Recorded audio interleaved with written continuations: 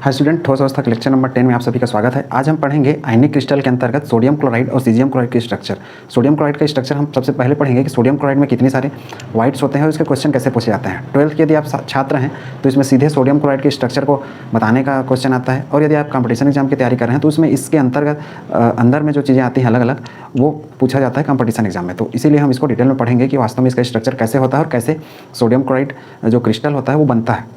इसको पढ़ने से पहले आपको इसके पहले का वीडियो देखना पड़ेगा कि FCC, BCC, SCC क्या होता है और FCC में कहाँ कहाँ पर रिक्ति होते हैं। अर्थात हमने क्या पढ़ा था कि FCC में दो टाइप के रिक्ति होते हैं, एक होता है चतुष्फलकी और दूसरा होता है अष्टफलकी, जिसको हमने कहते हैं टेट्राहेड्रल और ऑक्टाहेड्रल। तो आपको चतुष्फलकी रिक्ति अर्थात टेट्राहेड्रल और ऑक्टाहेड्रल वाइट्स या रिक्ति से संबंधित जो वीडियो है उसको देखना पड़ेगा। चतुष्फल की रिक्ति किसी भी FCC में अर्थात फलक केंद्रित घनी सेल में 8 प्रकार के होते हैं, और जो अष्टफल की रिक्ति होते हैं वो 4 प्रकार के होते हैं, क्योंकि चतुष्फल की ठीक अष्टफल की का जस्ट डबल होता है। अष्टफल की जो रिक्तियाँ होती हैं वो वास्तव में किसी भी यूनिट सेल में कितने एटम हैं उस हिसाब से डिसाइड की जाती है। जैसे FCC में इफेक्टिव एटम अर्थात प्रभावी परमाणु, या जिसको हम Z से रिप्रेजेंट करते हैं, वो 4 होता है। इस वजह से उसमें अष्टफल की रिक्ति भी 4 होते हैं। एक का पोजीशन रहता है बॉडी सेंटर अर्थात अंदर में, और बाकी जो 3 के रहते हैं वो एज सेंटर पर रहते हैं, अर्थात जिसको किनारा कहते हैं या फिर जिसको कोर कह दिया जाता है, उसके सेंटर पे रहते हैं। तो ये कहाँ कहाँ पाए जाते हैं, इस तरीके से हम इसको डिफाइन करेंगे। इसको हम स्टार्ट करते हैं। हम इसको स्टार्ट करेंगे इन 4 मेन पॉइंट्स में। सबसे पहले हम त्रिज्या अनुपात से स्टार्ट करेंगे, और इसी स्टेप का पालन हम बाकी जो दूसरे स्ट्रक्चर पढ़ेंगे उसमें भी पढ़ेंगे।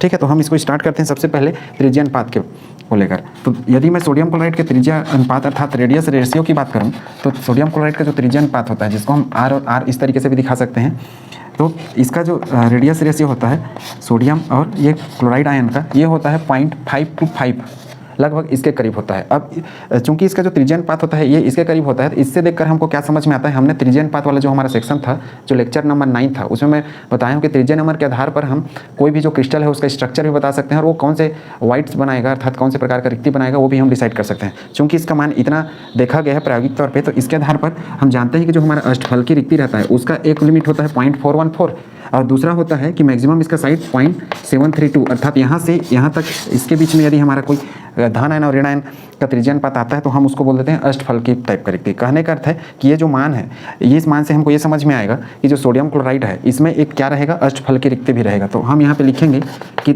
चूंकि यहाँ से यहाँ तक के बीच ये मान आ रहा है, इसलिए इसमें क्या रहेगा, अष्टफल की रिक्ति पाया जाएगा, अर्थात ऑक्टाहेड्रल वाइट्स, या जिसको कहते हैं रिक्ति। अब यदि दूसरे स्टेप की बात करूँ मैं, रिक्ति और जालक, तो जो सोडियम क्लोराइड होता है उसमें जो रिक्ति रहता है, सोडियम क्लोराइड की यदि मैं बात करूं तो सोडियम क्लोराइड में से जो ये सोडियम रहता है ये Na+ के रूप में होता है, और जो क्लोरीन रहता है वो Cl- के रूप में।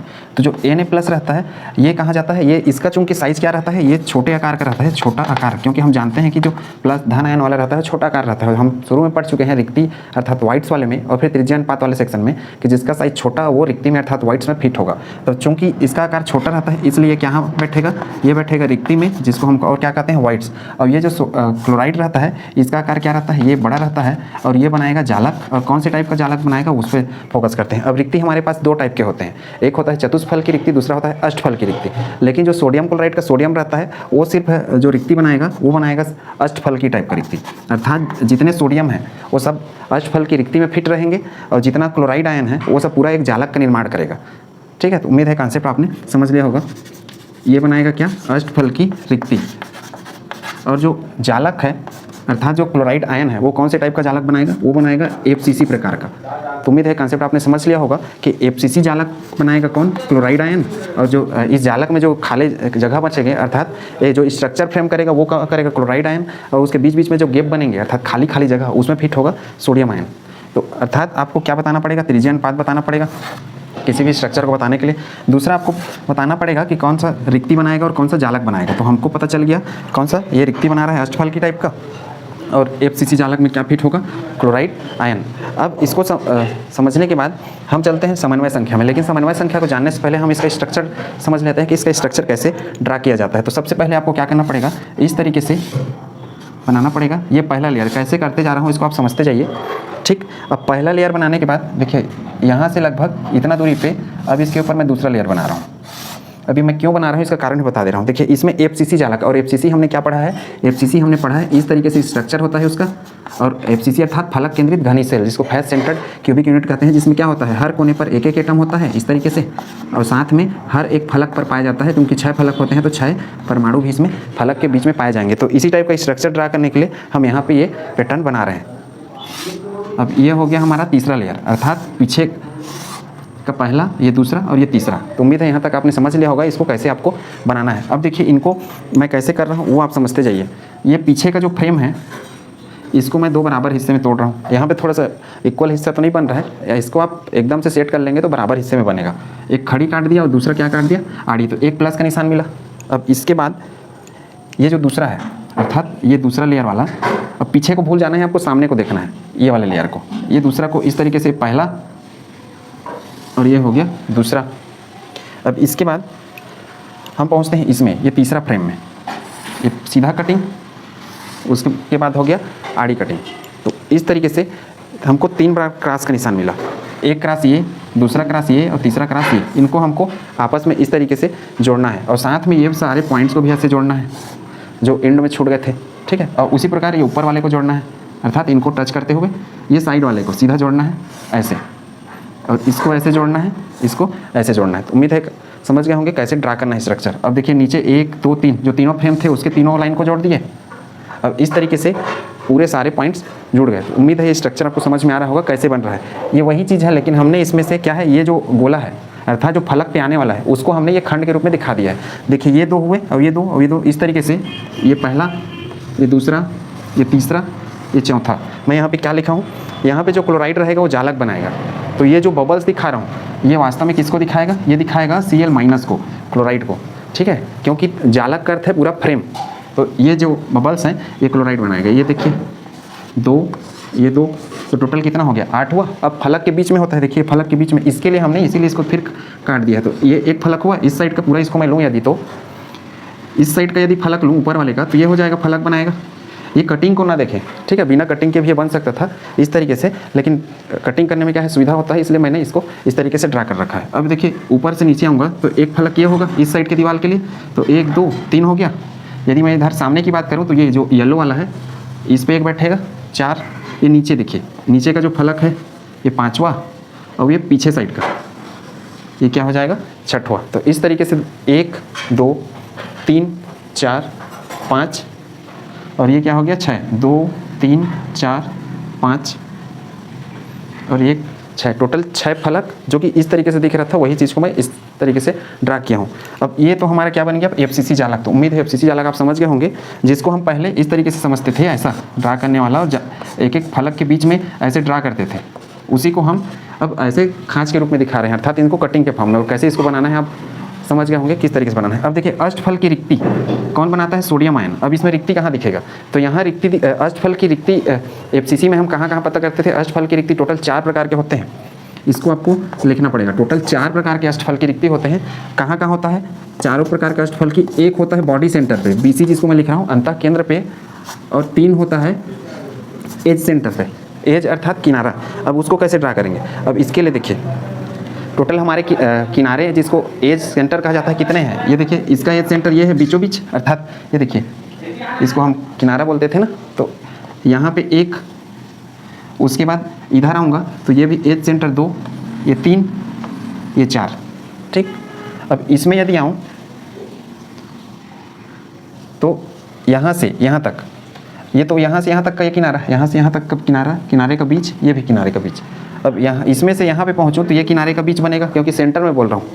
यहाँ से इस लाइन पे आऊँगा तो ये किनारे का बीच, यहाँ से इस लाइन पे आऊँगा तो ये किनारे का बीच, और यहाँ से इसमें आऊँ तो देखिए ये वाला जो छूट रहा है ये किनारे का बीच। टोटल कितना हो गया 4 ऊपर, अब ये 2 और 2 4, टोटल क्या हो गया 8। अब देखिए अब नीचे पहुँच गया, ये किनारा है यहाँ से यहाँ तक, फिर तो इसके बीच का किनारा, ये यहाँ से यहाँ तक जाऊँ तो ये किनारा, अर्थात जो बीच है किनारा, तो हम इसको बोलते हैं इसी लाइन को पूरे, जिसको कोर भी कहा जाता है, और एज सेंटर, एज भी कहते हैं। एज सेंटर का अर्थ होता है बीचों बीच, अर्थात इस किनारे का बीच ये पॉइंट है, इसलिए यहाँ पे लगा रहा हूँ। यहाँ से यहाँ तक जाऊँगा तो इसका बीच कौन सा होगा, ये। यहाँ से यहाँ तक यदि जाऊँ तो इसका बीच कौन सा होगा, ये। तो कितने हो गए, देखिए नीला वाला जो बबल्स है टोटल कितने हो गए, 2 4 5 6 7 8 9, 10, 11, 12। तो उम्मीद है कंसेप्ट आपने समझ लिया होगा। ये जो जितने बीच बीच में कटे हुए हैं उस पर आपको ध्यान नहीं देना है, कैसे आपको बनाना है ये याद रखना है, ठीक। तो एक बॉडी सेंटर अर्थात इसके बीच का, बॉडी सेंटर का अर्थ है इस तरीके से मैं यदि बनाऊँ, अंतः केंद्र जिसको कहते हैं, तो ये अंदर जो बीचों बीच फिट होगा, अर्थात चौकोर एक डिब्बा है उसके बीच में एक बॉल रख दिया, उसको बोल रहे हैं बॉडी सेंटर। अब ये चूंकि इस तरीके से दिखता है, लेकिन सुविधा की दृष्टि से हम इसको ऐसे अलग अलग कटिंग के रूप में दिखा रहे हैं। ऐसे देखिए, ये बीचों बीच आ गया, वैसे ही सेम। अब इसका बीच कौन सा होगा? ये वाला जो नीला का, ये यहाँ से यहाँ के बाद ये वाला बीच, तो इस बीच में भी एक क्या रहेगा? रिक्ति रहेगा, अष्टफल की रिक्ति।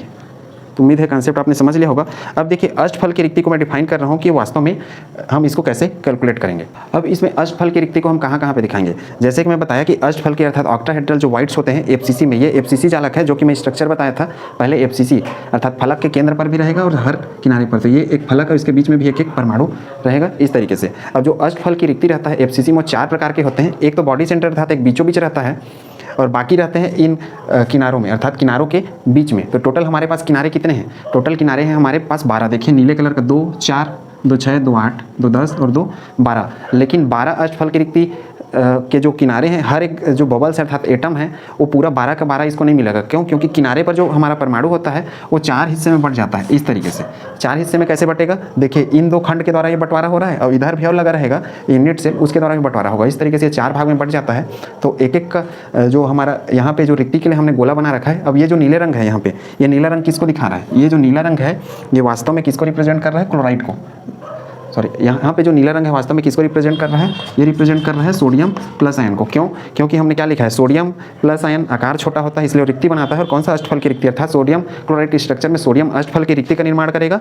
और अष्टफल की रिक्ति की संख्या क्या होगी? 4। रिक्ति तो हमारे पास 2 टाइप के होते हैं, एक चतुष्फल की और दूसरा अष्टफल की। लेकिन सोडियम क्लोराइड के स्ट्रक्चर में चतुष्फल की अर्थात टेट्राहेड्रल जो रिक्ति रहता है वो रहता है खाली, सिर्फ अष्टफल की रिक्ति भरा रहता है। और ये 4 जो अष्टफल की रिक्ति होते हैं, एक होता है बॉडी सेंटर में, बॉडी सेंटर अर्थात ये, और साथ में जो 3 होते हैं वो होते हैं एज सेंटर में। एज सेंटर अर्थात एज सेंटर का अर्थ होता है किनारे में, या फिर कोर के केंद्र पर। अब ये कैसे आते हैं 3?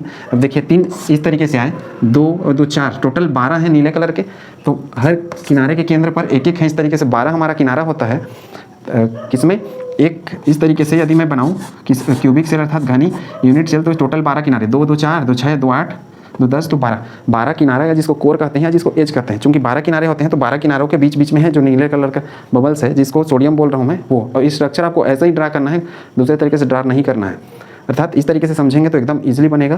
क्लोराइड जो है वो पूरा लैटिस बनाएगा इसका स्ट्रक्चर, और बाकी जो खाली जगह है ये या फिर बीच का, वो बनाएगा सोडियम। तो ये याद रखना है। इसको आप नोट्स के फॉर्म में फ्रेम कर सकते हैं समझने के लिए, ऐसा मैं लिखा हूँ। इसमें आप क्लोराइड क्या लिखेंगे? क्लोराइड का आकार बड़ा होता है, इसलिए वो क्या बनाता है? एफसीसी जालक बनाता है। किसमें? सोडियम क्लोराइड के स्ट्रक्चर में। अब देखिए 3 एज सेंटर में रहेंगे और एक बॉडी सेंटर में। तो बॉडी सेंटर तो ये है, तो ये एक हो गया अष्टफल की रिक्ति, यहाँ बीचों बीच बनेगा। और 3 एज सेंटर में, एज सेंटर मतलब देखिए 12 हमारे पास एज है, और हर का कितना होता है? 1/4 हिस्सा, ठीक है, प्लस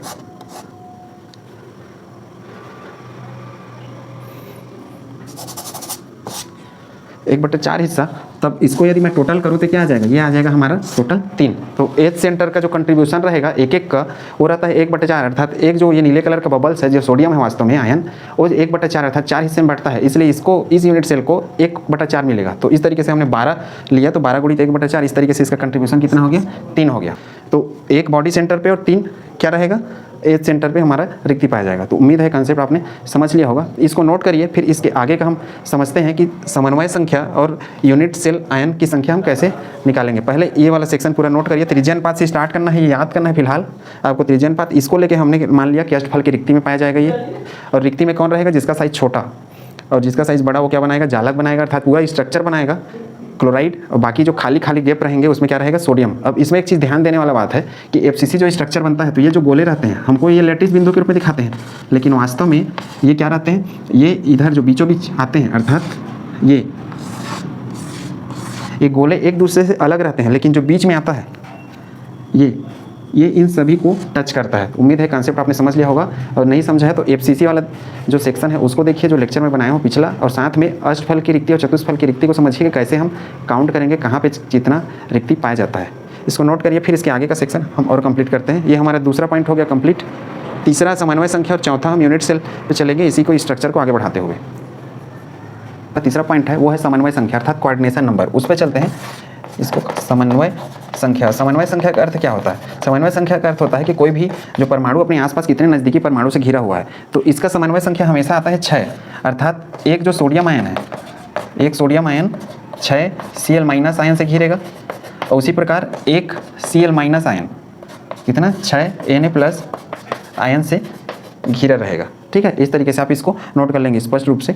अब इसको हम कैसे दिखाएंगे? देखिए, इसी स्ट्रक्चर को हम इसी पे दिखा सकते हैं ड्रा करके। मैं सारे लाइन को आगे बढ़ा रहा हूँ, स्टेप बाय स्टेप समझते जाइए। देखिए, पहले क्या लिखा? एक सोडियम आयन 6 Cl- आयन को घेरे रखेगा। पहला क्या लिखा? एक सोडियम आयन 6 Cl- आयन से घिरा रहता है, और उसी प्रकार एक Cl- 6 सोडियम आयन से घिरा रहेगा, अर्थात सराउंडिंग रहेगा। तो देखिए, ये हमारा सोडियम आयन। अब इसको मैं ड्रा कर रहा हूँ। इस लाइन को यदि मैं आगे बढ़ा दूँ ऐसे, तो क्या हो जाएगा? इस तरीके से दिखने लगेगा। अब देखिए, ये वाला सफ़ेद यहाँ पे है और ये नीला, तो फिर आ जाएगा एक सफ़ेद। ठीक है, और सफ़ेद को किससे हम दिखा रहे हैं? Cl- से। मैं यहाँ बताना चाह रहा हूँ कि 6 Cl- से कैसा घिरा रहेगा। मैं एक पॉइंट को ले लिया हूँ, किसी को भी ले सकते हैं आप, यहाँ को भी ले सकते हैं, या इस पॉइंट को भी। ये बॉडी सेंटर वाला रिक्ति है, और ये बाकी के जो रिक्ति हैं वो क्या है? एज सेंटर वाले, अर्थात किनारे वाले। जो नीले जितने जगह दिख रहे हैं वो सब रिक्ति को दिखा रहे हैं वास्तव में, अर्थात वो जगह खाली बनेगा जब इनको हम पैक करने स्टार्ट करेंगे। अब ये जो छोटे छोटे बबल्स हैं वास्तव में लैटिस बिंदु, जालक बिंदु है, क्योंकि जालक बिंदु में हम कोई भी ठोस को आसानी से दिखा सकते हैं 3D स्ट्रक्चर में। यदि इसी का साइज मैं बहुत बड़ा कर दूं तो फिर वो दिखाने में दिक्कत हो जाएगा। ठीक है, तो इस लाइन को मैं आगे ड्रा कर रहा हूं, तो ये कैसे दिखने लगेगा? ये चूंकि सफ़ेद है तो यही वाला लाइन इधर भी आगे आ जाएगा सफ़ेद। इसको मैं इसी तरीके से लाइन से दिखा दे रहा हूँ। अब देखिए, ये तो इधर से हो गया, एक यहाँ तक और एक यहाँ। अब देखिए, एक लाइन इधर है, ऐसे गया है। इस लाइन को मैं यदि इधर पीछे की ओर खींच दूँ तो ऐसा यहाँ भी मिल जाएगा मेरे को। ठीक है, तो अब डिस्टेंस को भी आपको सोच के बनाना है। जितना बड़ा ये है उतना बड़ा इसको करना है, जितना बड़ा ये है उतना ही बड़ा इसको। ठीक, अब कितना हो गया? 2 4 5 6 इस तरीके से बन गया, एक ऊपर एक नीचे। अब ये 2 4 तो 6। तो उम्मीद है चीज़ आपने समझ लिया होगा। अब इसको मैं ड्रा कर रहा हूँ। यहाँ भी हम कर सकते हैं ड्रा। कैसे कर सकते हैं? देखिए, इस स्ट्रक्चर को मैं बाहर निकाल के दिखा रहा हूँ वास्तव में कैसे दिखने वाला है। ये हो गया अपना नीला रंग का, इसके ऊपर हो गया ये वाइट कलर का, इसके नीचे हो गया ये भी वाइट कलर का, इधर भी ये वाइट कलर का हो गया, इधर भी वाइट कलर का। मैं इसमें इसको येलो दिखा रखा हूँ तो उससे आपको कंफ्यूज नहीं होना है। येलो मैं सिर्फ वहाँ पार्टीशन करने के लिए दिखाया था। ठीक है, तो ये देखिए, उत्तर दक्षिण पूर्व पश्चिम टाइप का चारों दिशा बन गया। 1 2 3 4। अब देखिए, 1 और 2 और है, यहाँ पे है एक और एक यहाँ पे है। तो देखिए, ये जो नीला रंग है अर्थात सोडियम है कितने? 1 2 3 4 5 6 क्लोरीन से घिरा है बाहर। तो इसी को समन्वय संख्या कहते हैं, क्योंकि इसके नज़दीक में यही सब है। अब इसको हमको ड्रा करने के लिए क्या करेंगे? ऐसा जोड़ना है और ऐसे बनाना है, ऐसे जोड़ना है, ऐसे बनाना है। और यदि मैं इसको आगे करूँ तो ये क्या हो जाएगा? इसको फिर इससे जोड़ देना है ऐसे। पहले क्या किया वो तो समझ गए होंगे, ऐसे जोड़ते गया। अब यहाँ से इसको मैं त्रिभुज बना दिया। अब उसी प्रकार एक उल्टा भी बनाना है। उल्टा कैसे? इन दोनों को इस पर जोड़ना है, ये ऐसा। ठीक, अब इनको आपस में जोड़ दो ऐसे। तो ये जो स्ट्रक्चर अब बन के आया, ये स्ट्रक्चर है अपना अष्टफल की। अब इसको मैं पूरा नीले कलर से दिखा रहा हूँ सबको, ताकि आपको अलग से ये दिखने लगे। ये देखिए, ये वाला पूरा लाइन अलग दिखा, और दूसरा लाइन कौन सा है? ये वाला हमारा, ये और ये इस तरीके से, एक ऐसा खड़ी और एक ऐसा आड़ी, जिसको नीले कलर से दिखा रहा हूँ। तो उम्मीद है कॉन्सेप्ट आपने समझ लिया होगा। ये वाला जो बीच है वो हमारा पूरा नीले कलर का बबल्स है, तो ये समन्वय संख्या दिखाएगा। इसी तरीके से यहाँ भी इसको हम ड्रा कर सकते हैं साइड में। ठीक, तो जो यहाँ पे ड्रा किया है हमने, अर्थात इसको हम क्या करेंगे? ऐसे जोड़ते जाएंगे और इसको इस तरीके से जोड़ना है। इसको इस तरीके से जोड़ के साइड में आप बना सकते हैं इजीली। उम्मीद है ये स्ट्रक्चर ड्रा करना आपने सीख लिया होगा। इसी प्रकार ये तो नीला था। अब यदि मैं क्लोरीन की बात करूँ, या अर्थात इनकी बात करूँ, ये भी क्लोरीन, ये भी क्लोरीन, तो एक क्लोरीन 6 सोडियम से घिरा है। कैसे घिरा है? देखिए, इस लाइन को मैं यदि आगे ड्रा कर दूँ इधर, तो देखिए यहाँ पे नीला है, तो इधर आगे भी मेरे को क्या मिलेगा? कि नीला दिखेगा। ऊपर में नीला है, तो इस लाइन को नीचे यदि बढ़ा दूँ तो यहाँ भी मेरे को क्या दिखने वाला है? नीला रंग। यहाँ पे नीला है, तो इस लाइन को यदि मैं इधर आगे बढ़ा दूँ तो यहाँ भी मेरे को एक नीला रंग दिखने वाला है। तो देखिए, 2 4 5 और 6, अर्थात ये स्ट्रक्चर कैसे हो गया? ये स्ट्रक्चर कुछ ऐसे हो गया, ऐसे, ये और ये। देखिए, ये दोनों ऐसे, ये दोनों ऐसे, ये इस तरीके से। तो ये जो बीच वाला था वो क्या था वास्तव में, वो क्लोरीन था, तो क्लोरीन भी क्या घिरा है सोडियम से। तो सेम इसी तरह पे स्ट्रक्चर ड्रा करना है, इनको ऐसे जोड़िए, इनको सबसे पहला काम। अब इसके साथ इनको त्रिभुज बनाइए ऐसे। दूसरा काम, इन दोनों को जोड़ के इस पर जोड़ दीजिए। ये तीसरा हो गया हमारा, 2 त्रिभुज बने। अब इसको जोड़ दीजिए ऐसे। तो ये जो स्ट्रक्चर बन के आ रहा है, ये इसी स्ट्रक्चर को बोलते हैं अष्टफल की रिक्ति। ये देखिए, एक ऐसा और एक ऐसा कटिंग, जिसको मैं रेड कलर से दिखा दे रहा हूँ। ये देखिए, आपको स्पष्ट दिख रहा होगा। उसमें बीच में कौन सा था, उसमें बीच में था क्लोराइड और बगल वाले में क्या था, सोडियम। तो सोडियम का समन्वय संख्या भी 6, क्लोरीन का भी, अर्थात 6 अनुपात 6। तो उम्मीद है समन्वय संख्या आपने सीख लिया होगा। अब अपना लास्ट स्टेप कर रहे हैं हम लोग, चौथा। एक यूनिट सेल में आयन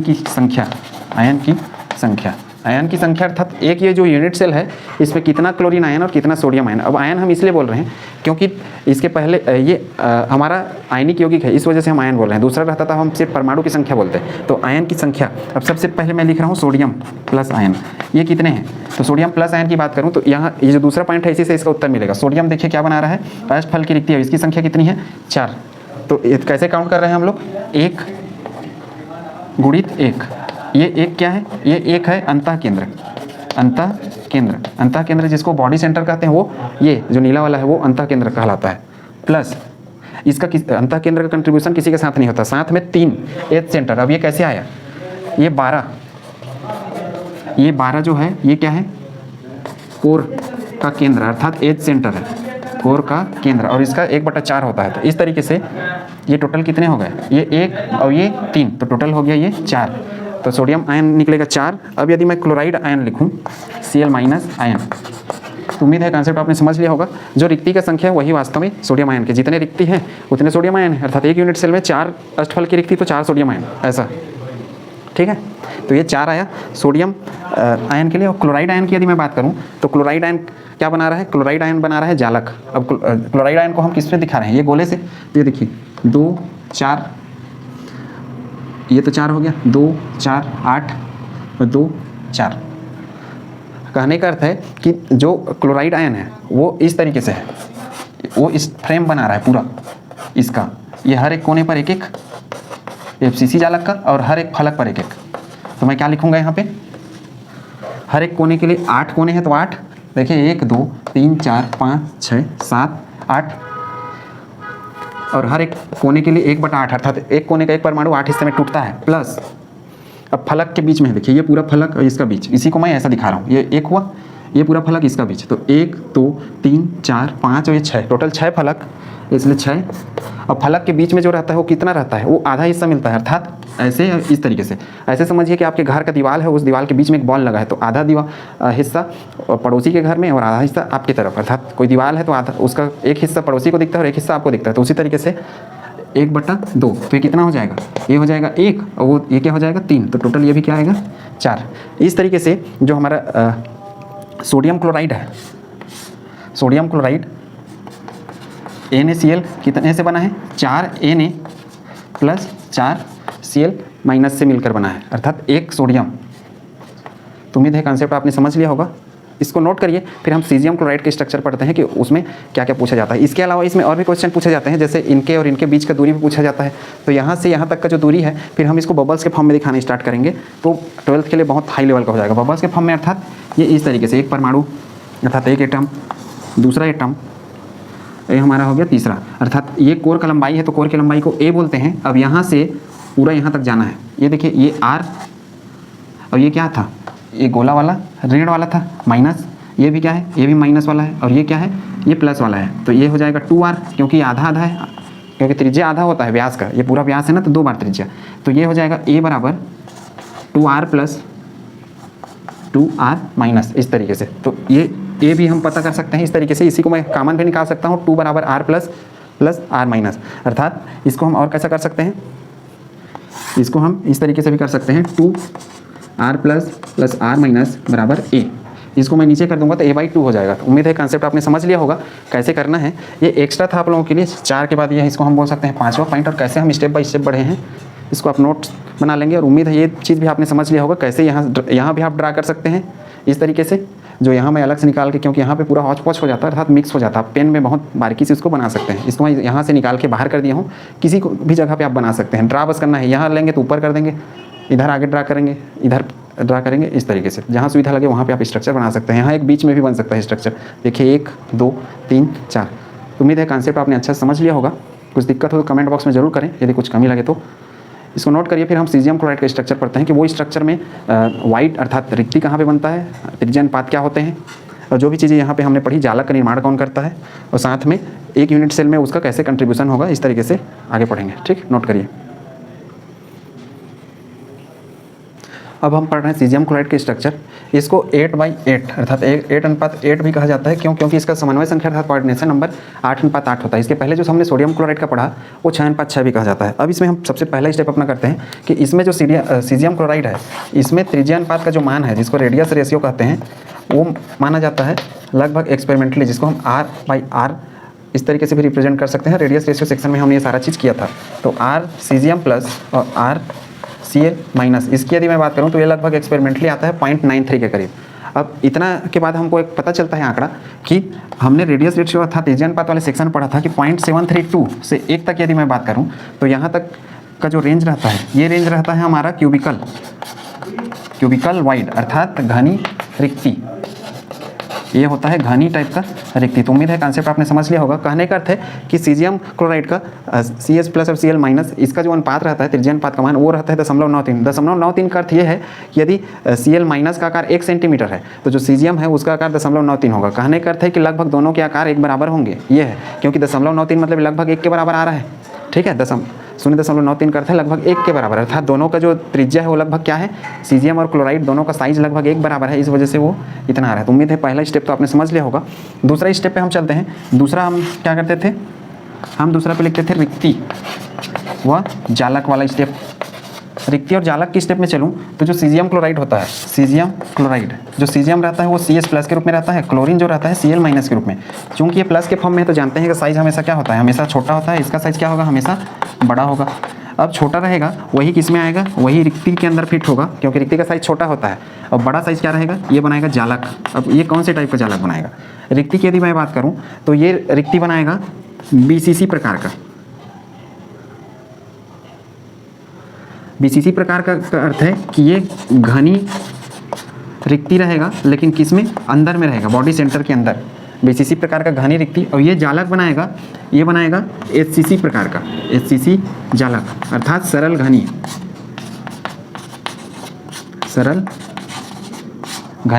जालक। अब यहाँ पे BCC प्रकार का बोलने के बजाय हम ये भी बोल सकते हैं कि बॉडी सेंटर में ये रहेगा, जो सीजियम रहेगा वो बॉडी सेंटर पे आएगा और ये बनाएगा सिंपल क्यूबिक सेल का जालक, अर्थात स्ट्रक्चर ये बनाएगा क्लोराइड, जैसे सोडियम में जो क्लोरीन रहता था वो बनाता था, और सोडियम क्लोराइड में सोडियम अष्टफल की रिक्ति में रहता था। यहाँ पे ये क्या रहेगा, घनी रिक्ति में फिट होगा। तो उम्मीद है कॉन्सेप्ट आपने समझ लिया होगा। घनी रिक्ति के किस में फिट होगा, इसको BC के बजाय हम लोग लिख सकते हैं घनी रिक्ति, और घनी रिक्ति में ये बैठेगा बॉडी सेंटर पे अर्थात अंतः केंद्र पर। तो उम्मीद है कॉन्सेप्ट आपने समझ लिया होगा। घनी रिक्ति बनेगा और यहाँ पे जालक का निर्माण होगा HCC टाइप का। अब इसके बाद जो क्लोराइड है वो कैसे जालक बना रहा है वो समझते हैं कि ये सबसे पहले स्ट्रक्चर, इसके स्ट्रक्चर में भी हम पिछले जैसा ही बना सकते हैं, लेकिन इसका स्ट्रक्चर ज़्यादा इजी होता है पिछले की अपेक्षा। तो हम इसको इजीली छोटे स्टेप में करेंगे, ज़्यादा बड़ा इसका ड्रा नहीं करेंगे। ये बहुत बड़ा भी हम स्ट्रक्चर ड्रा कर सकते हैं, उससे फ़र्क नहीं पड़ता। देखिए ये हमारा हो गया पूरा स्ट्रक्चर, अर्थात जो जालक का स्ट्रक्चर है वो, लेकिन कौन से टाइप का है, HCC टाइप का जालक। तो HCC कैसे बनता है, इस तरीके से सरल घनी सेल, हर एक कोने पर एक एक। तो ये सरल, और जालक कौन बना रहा है, क्लोराइड। तो मैं लिख दूंगा यहाँ पे, ये किसको रिप्रेजेंट कर रहा है, क्लोराइड को। ये बन गया जालक। अब देखिए सीजियम कहाँ है, रिक्ति में। रिक्ति अर्थात इसके अंदर का हिस्सा खोखला, ये रिक्ति है, और चूंकि उसका साइज छोटा है तो रिक्ति में बैठेगा, और कौन सा, घनी रिक्ति में, अर्थात इसके अंदर ये अपना है सीजियम। उम्मीद है कॉन्सेप्ट आपने समझ लिया होगा। इसको कहा जाता है अंतः केंद्र, और ये हो गया कॉर्नर। ठीक, अब देखिए इससे यदि ये चूंकि ये बीचों बीच आ रहा है तो ये कितने से घिरा हुआ है, टोटल 2 4 2 6 2 8 परमाणु से घिरा है। और इसी तरीके से इधर भी एक मैं यूनिट सेल बना दूं, ऊपर में भी यूनिट सेल, नीचे में भी, और उधर बगल में भी, अर्थात टोटल 8 यूनिट सेल। इसके अलावा 7 और यूनिट सेल बनाऊंगा तो इसमें समन्वय संख्या स्पष्ट दिखने लगेगा। इससे हम समझ सकते हैं कि समन्वय संख्या इसका क्या रहेगा, इसका समन्वय संख्या रहेगा 8। तो यहाँ पे मैं यदि समन्वय संख्या की बात करूँ तो ये क्या होता है, ये होता है 8। इसका अर्थ ये है कि एक सीजियम प्लस, जैसे ये सीजियम प्लस है वो कितना 8 Cl माइनस आयन से घिरा है, आयन से घिरा। और इसी तरीके से एक Cl माइनस अर्थात ये जो Cl है किसी एक को ले लूँगा और 7 और इधर यूनिट सेल यदि बनेगा, जैसे हमने सोडियम क्लोराइड के बड़ा स्ट्रक्चर बनाया था वैसा ही, तो इसमें भी वही दिखेगा 8 है सीजियम प्लस आयन से घिरा, आयन से घिरा। तो उम्मीद है कॉन्सेप्ट आपने समझ लिया होगा कैसे ड्रा करना है। और इसको अपनी सुविधा के हिसाब से आप ऐसे भी बना सकते हैं, स्पष्ट ऐसा दिखने लगेगा। ये देखिए ये इस तरीके से, ये सभी दिशा से, ठीक है। तो बीच में ऐसे पूरा घिरा रहेगा यदि हम लाइन ड्रा कर दें तो ये अंदर का जो हिस्सा है उसको हम बोल रहे हैं घनी रिक्ति। और घनी रिक्ति की इसमें बॉडी सेंटर अर्थात अंतः केंद्र में कौन बैठ रहा है, सीजियम, और बाहर जालक कौन सा बना रहा है, क्लोराइड। तो उम्मीद है कॉन्सेप्ट आपने समझ लिया होगा। इसको आप अपने शब्दों में लिखेंगे तो ज़्यादा आसानी से रहेगा। अब यदि हम अपना लास्ट चौथे पॉइंट की बात करें तो हम लिख सकते हैं एक यूनिट सेल में आयन, एक यूनिट सेल में कितने आयन रहेंगे। तो सबसे पहले हम लिखते हैं सीजियम प्लस के लिए। तो सीजियम प्लस कितना कैसे रहेगा एक यूनिट सेल में, देखिए सीजियम प्लस कहाँ है, बीचों बीच रह रहा है अर्थात बॉडी सेंटर में। तो मैं लिखूंगा सीधा 1 गुणित 1, और ये 1 क्या है, ये 1 है अंतः केंद्र पर, अंतः केंद्र अर्थात बॉडी सेंटर पर। इस तरीके से एक सीजियम प्लस आएगा। क्लोराइड की यदि मैं बात करूं Cl माइनस की, तो इसमें देखिए क्लोराइड का 2 4 2 6 2 8 8 क्लोराइड है, लेकिन हर का 1/8 हिस्सा होगा। तो इसको मैं लिखूंगा 8 गुणित 1/8। ये 8 क्या है, किनारा है। ये 8 क्या है, ये है कोना, जिसको कॉर्नर कहते हैं। तो इस तरीके से ये कितना आएगा, इसका मान आएगा 1, ठीक। तो एक इस तरीके से एक जो क्या है, इस तरीके से यदि हम बोलें तो एक सीजियम क्लोराइड में क्या होता है, ये बना होता है एक CH प्लस रहेगा और क्या रहेगा, एक Cl माइनस रहेगा। जैसे कहने का अर्थ है कि एक सीजियम क्लोराइड की यूनिट सेल में एक सीजियम प्लस और एक Cl माइनस आयन उपस्थित रहेगा। और इसके पहले हमने सोडियम क्लोराइड में क्या पढ़ा था, एक सोडियम क्लोराइड में 4 सोडियम आयन और 4 Cl माइनस से उसका क्या बनता था, यूनिट सेल बनता था। इसका यूनिट सेल बनेगा एक सीजियम प्लस और एक Cl माइनस से। उम्मीद है कॉन्सेप्ट आपने समझ लिया होगा। और इसमें भी बताया कि यहाँ से यहाँ तक का डिस्टेंस देखने वाला भी कुछ एग्जाम्स में क्वेश्चन पूछे जाते हैं, तो मैं उतना डीपली नहीं पढ़ाऊंगा। ये आपके 12th या फिर नीट या जेई के एग्जाम के पर्पस से इतना ही आपको पर्याप्त है। आज के लिए बस इतना ही। नेक्स्ट टॉपिक में हम मिलेंगे कुछ और नए स्ट्रक्चर के साथ, जैसे जिंक सल्फाइड हो गया, कैल्शियम फ्लोराइड हो गया, इस तरीके से। आज के लिए बस इतना ही। Thank you.